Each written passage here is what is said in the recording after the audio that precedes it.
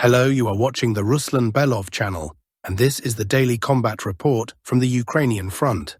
The situation across Ukraine as of October 27, 2025, is defined by a series of key events that may determine the further course of the conflict. Ukrainian President Volodymyr Zelensky announced that within the next 8 to 12 days, together with European partners, he plans to prepare and present to the public a new proposal that, according to him, should become the foundation for a potential peace settlement. However, Zelensky himself admitted in advance that the likelihood of Russia accepting these terms is extremely low, and the plan will most likely be rejected. This rush from both Kiev and Western countries is explained by the fact that the coming days are expected to bring some of the most critical and decisive developments on the front, primarily in the Kupansk and Pokrovsk agglomerations. The Ukrainian defenses in these directions are on the verge of final collapse. Even if the mop-up operations are not fully completed in the next few days, the outcome is already clear. It is only a matter of time, likely between 5 and 10 days after the completion of major operations. Yesterday, during a meeting with the President of Russia, Chief of the General Staff Valery Gerasimov reported on the formation of two major encirclements. The first one was established near Kupansk, the second, within the Pokrovsk agglomeration.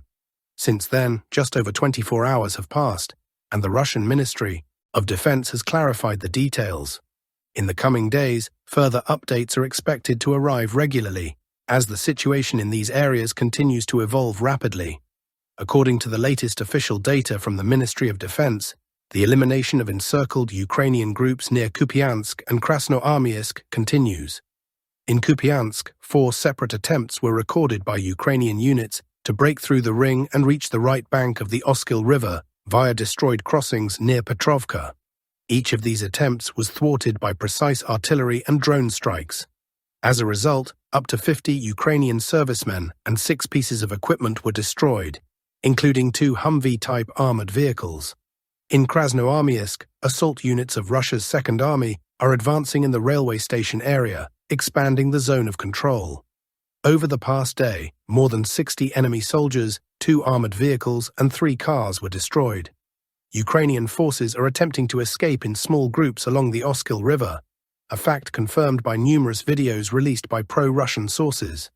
The footage shows a Russian drone identifying a Ukrainian vehicle trying to cross the river and destroying it as it attempts to reach the western bank.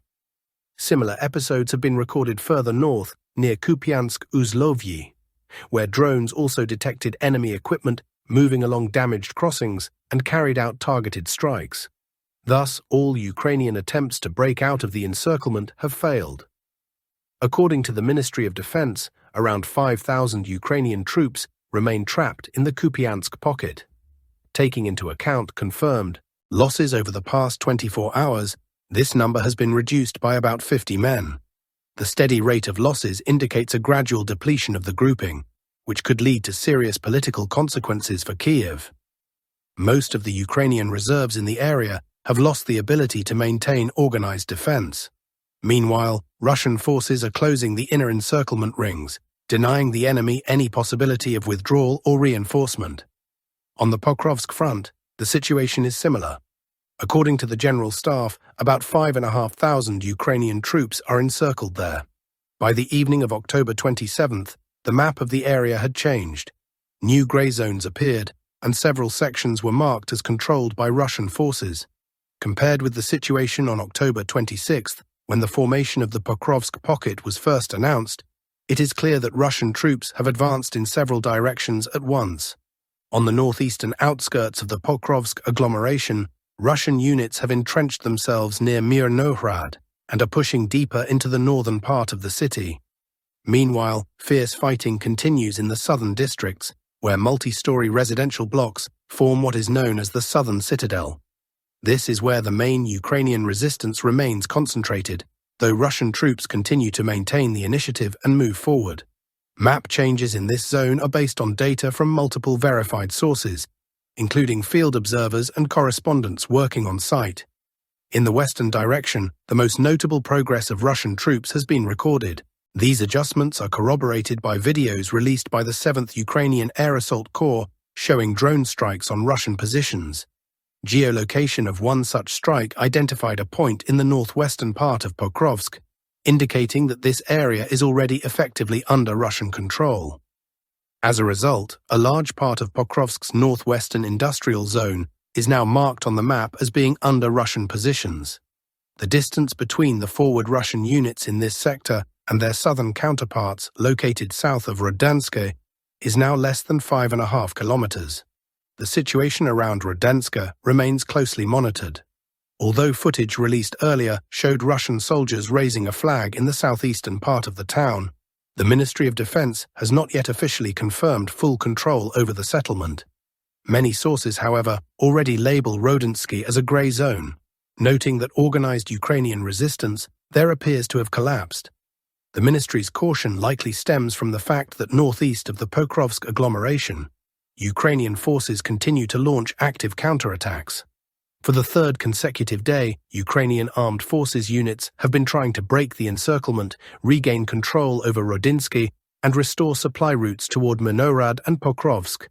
These actions are being carried out under direct command oversight, and according to analysts, their outcome will determine not only the fate of this particular area, but also that of the entire 5,500-strong Ukrainian grouping trapped inside the pocket. Nevertheless, Ministry of Defense reports indicate that Ukrainian losses are steadily increasing. In just the past 24 hours, at least 60 Ukrainian soldiers have been killed, reducing the encircled force to approximately 5,440 troops. The combat effectiveness of these units is deteriorating, ammunition and fuel reserves are running out, and all attempts at deblocking have failed. Everything happening on the Pokrovsk front confirms a general trend of the gradual collapse of Ukraine's defensive lines in Donbass. Russian forces are advancing from several directions simultaneously, making Kyiv's counterattacks increasingly ineffective. Over the next 8 to 12 days, key developments are expected that, according to analysts, could permanently reshape the front lines and impact the overall strategy of Ukraine's Western allies. Thus, by the end of October 27th, the situation has reached a stage where Ukrainian forces are simultaneously losing two major agglomerations, Kupansk and Pokrovsk. This creates not only military but also political consequences, as the collapse on these fronts undermines the feasibility of the new peace plan Zelensky has been promoting. Everything indicates that time is working against Kyiv, and the initiative is steadily shifting to the Russian side. Yesterday, Ukrainian commander Oleksandr Syrsky launched a counteroffensive during which Ukrainian units achieved partial successes on certain parts of the front. Initially, Ukrainian troops regained control over the settlement of Suketske. Then, enemy units managed to wedge between Volny and Novoshakove, creating a threat of a defensive line rupture. Subsequent reports indicate that Ukrainian forces advanced further from the Suketske area toward the settlement of Zatishek, where heavy close-quarters fighting is now underway. There are also reports that Ukrainian formations have resecured positions in Novoshakove and advanced between Volny and Toretsk. These actions are viewed as an attempt to launch a counter-offensive aimed at pushing Russian forces back to the line of Sharkov, Fedorivka, and Novotoretsk. The Russian command is closely monitoring the situation and fully understands that the fate of the entire Ukrainian grouping encircled within the Pokrovsk agglomeration is now being decided in the area of Rodinske and along the Sharkov line. In this sector, Russian forces are holding their positions and putting up fierce resistance, repelling all enemy attempts to widen the breakthrough. At present, the Russian side is primarily acting defensively, repelling a series of attacks aimed at unblocking the encircled Ukrainian units. According to analysts, Ukraine is paying an extremely high price for its attempts to break the Pokrovsk encirclement, and the chances of success remain extremely low. In the coming days, the intensity of fighting is expected to increase further as both sides continue to bring in additional reinforcements. It is likely that new data, refining the front line and shaded control zones on the maps, will emerge as early as tomorrow. To the west of Pokrovsk, significant changes have also been recorded. Reports indicate that Russian armed forces units advanced north from the settlement of Udakny and fully cleared the territory of the Pokrovska mine. This site holds strategic importance as it is a large industrial complex suitable for housing equipment and personnel. From these positions, Russian troops have gained the ability to advance both towards Serhiyivka and westward toward the M30 highway, with a potential exit toward Hryshyn and a possible encirclement from the southwest. It is expected that these positions will be used to prevent Ukraine from transferring reserves and stabilizing the situation in Pokrovsk. Moving to the southern direction, the main focus shifts to the Zaporizhzhia front, where some of the most significant developments since the battles around Pokrovsk and Kupansk have been reported today. The Vostok group of forces announced major successes, reporting the full liberation of 3 settlements, Yegorivka, Privolne, and Novonikolayivka. Published video footage shows artillery and air bomb strikes, the use of precision-guided munitions, and assault units conducting clearance operations in these settlements. In the final scenes, Russian soldiers are seen raising state flags on administrative buildings and elevated positions in each of the liberated areas. 1 flag in Yegorivka, several in Privolne, and 2 more in Novonikolayivka. Based on this footage, operational maps have been updated to reflect the expanded zone of Russian control. The most significant result of the operation was the clearing of Novonikolayivka, located in the southern part of the Uspenivka fortified area on the opposite Ukrainian bank of the Yanchel River. From these positions, Russian units can now advance south toward fortified areas near Novouspennivka, as well as east toward Uspenivka itself, the last major enemy stronghold in this sector. Active operations are expected to continue toward Rybin and Krasnohorsk, which fits logically into the overall offensive pattern. The next likely targets, judging by the current momentum, will be the settlements of Vyshnev and Tsihelne, where the first clashes have already been recorded. According to Ukrainian cartographers, who today made major adjustments to their own maps, most of Vyshnev has been reclassified as a grey zone, indicating the presence of Russian forces inside the town.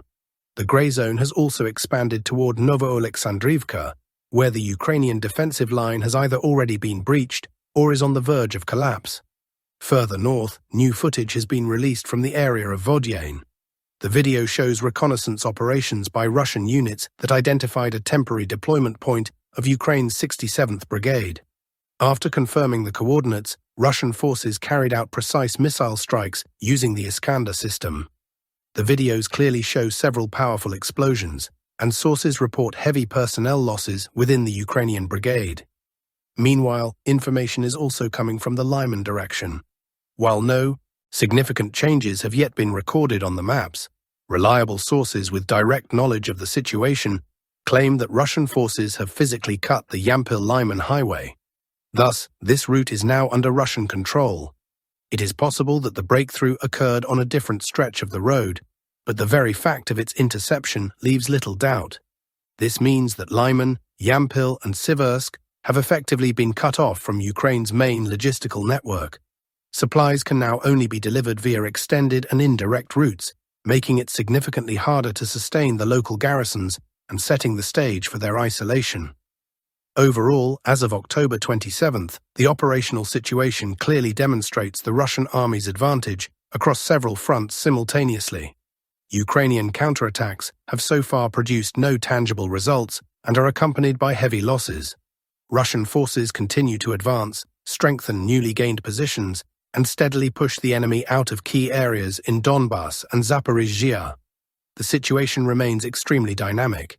Each new day brings fresh updates, new confirmations, and new lines on the map.